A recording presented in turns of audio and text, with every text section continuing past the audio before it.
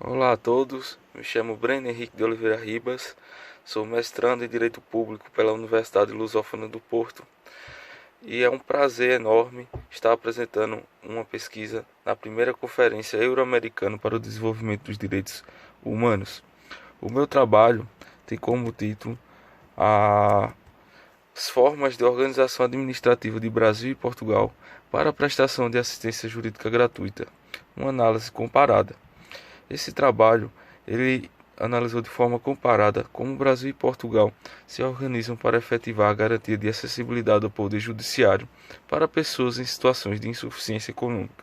São vários os problemas de efetividade do direito de acesso à justiça em ambos os países, fazendo necessárias estruturas organizacionais específicas que possibilitem o efetivo exercício desse direito.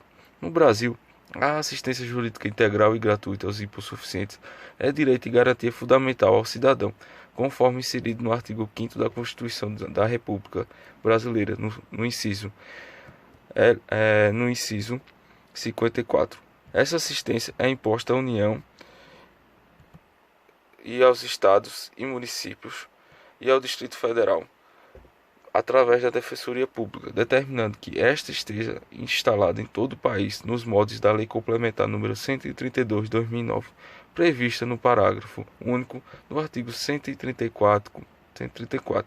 Os juristas são recrutados por concurso e empregados em carreiras com vínculo profissional às defensorias públicas estaduais ou à Defensoria Pública da União.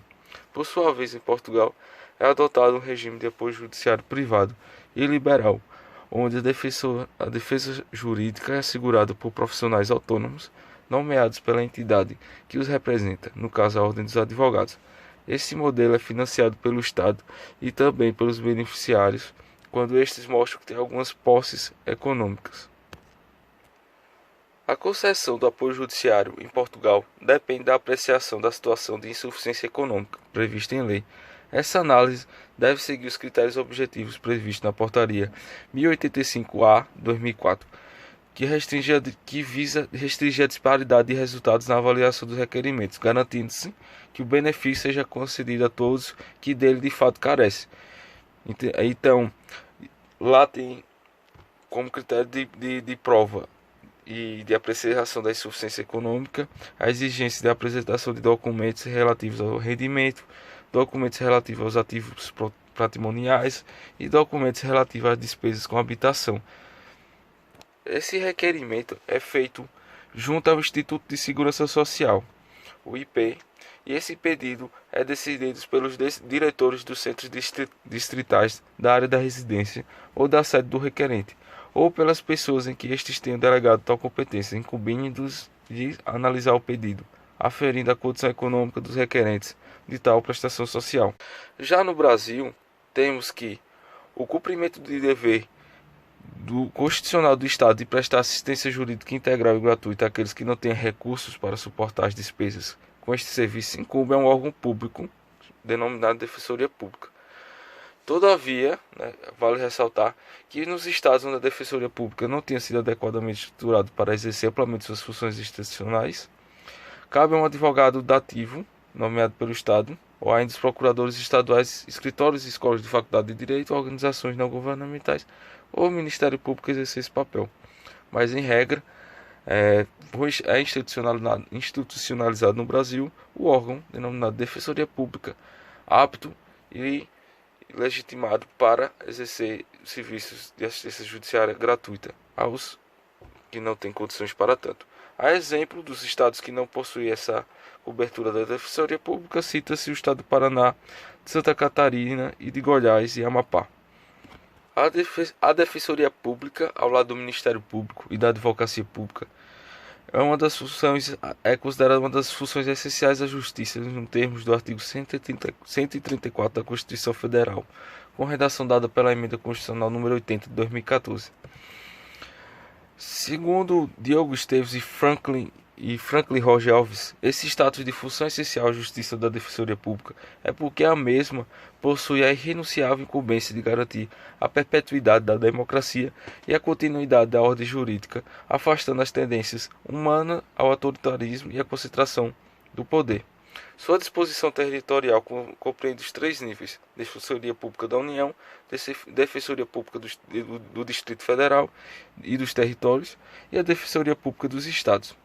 De acordo com a Lei Complementar número 80 de 12 de janeiro de 94, a Defensoria Pública da União deve atuar junto à Justiça Federal, Justiça do Trabalho, Justiça Eleitoral e Justiça Militar, e a Defensoria Pública do Distrito Federal e Territórios e a Defensoria Pública dos Estados devem atuar perante a Justiça Comum.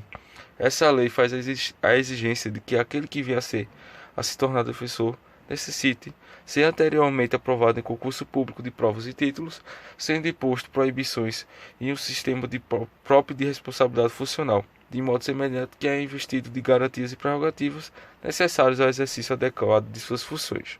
Justo. Para solicitar assistência jurídica da Defensoria Pública, basta o necessitado dirigir-se à sede da Defensoria do seu Estado ou algum dos núcleos da instituição da Defensoria da União, passar por uma triagem e, de acordo com a situação, ser encaminhado ao defensor. Não há restrições para quem procura a Defensoria Pública, mas é necessário comprovar que a renda que você recebe não é suficiente para o pagamento de advogado e as despesas do processo, o que se faz através de comprovativo de rendimentos e no limite estabelecido na portaria já citada. Realizando uma análise entre os modelos, visualizamos várias diferenças, principalmente em questão a questão da remuneração, aqui destacamos. Enquanto os defensores públicos têm remuneração mensal fixa, os advogados que prestam serviço por meio de indicação da Ordem dos Advogados, como é em Portugal, recebem por serviço prestado. Ademais, vemos que em Portugal a nomeação de advogado é realizada pela Ordem dos Advogados, podendo ainda o beneficiário escolher o procurador, enquanto no Brasil, o beneficiário não pode escolher o defensor público, sendo este nomeado pela Defensoria.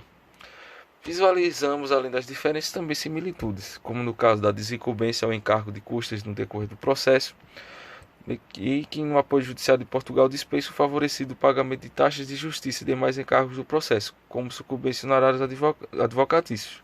Da mesma forma que se segue no Brasil, a qual o hipossuficiente de pagamento de qualquer custa ou despesa processual, além dos honorários advocatícios e de sucumbência, é o chamado benefício da justiça gratuita. Por fim, concluímos na pesquisa os seguintes pontos. Primeiro, que o acesso à justiça é, além de um direito fundamental, um dos pontos centrais do processo moderno. Ocorre que a efetiva concretização desse direito enfrenta algumas entraves, como o alto custo do processo, dentre outros. Gaff e Capelletti esboçaram a ideia de 3 ondas reformatórias para a solução desses problemas, das quais destacamos a assistência judiciária gratuita. A segunda conclusão é que a assistência judiciária gratuita em Portugal é realizada através do modelo Judicare, denominado de apoio judiciário, no qual o IP analisa e defere os requerimentos e a OA gera as questões relacionadas aos advogados. O Instituto de Gestão Financeira e Equipamentos da Justiça processa o pagamento de compensação devida aos profissionais forenses e o Estado assume o encargo de pagamento dos honorários advocatícios. Terceira conclusão é que no Brasil vigora o modelo de Salaried Staff, segundo o qual cabe ao Estado o dever de prestar assistência jurídica integral e gratuita àqueles que não têm recursos para as despesas processuais por meio de um órgão público, a Defensoria Pública, composto de agentes públicos remunerados pelo Estado. E a quarta e última conclusão é que a estrutura portuguesa de assistência judiciária é descentralizada, uma vez que o Estado divide seu dever constitucional de acesso ao direito com outras pessoas coletivas, notadamente a Ordem dos Advogados, o Instituto de Segurança Social e o Instituto de Gestão Financeira e Equipamentos da Justiça.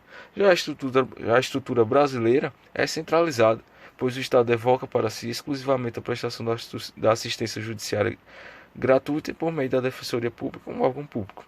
Bem, essa é uma breve explicação e apresentação da pesquisa apresentada. Convido todos a conferir a pesquisa de forma integral da publicação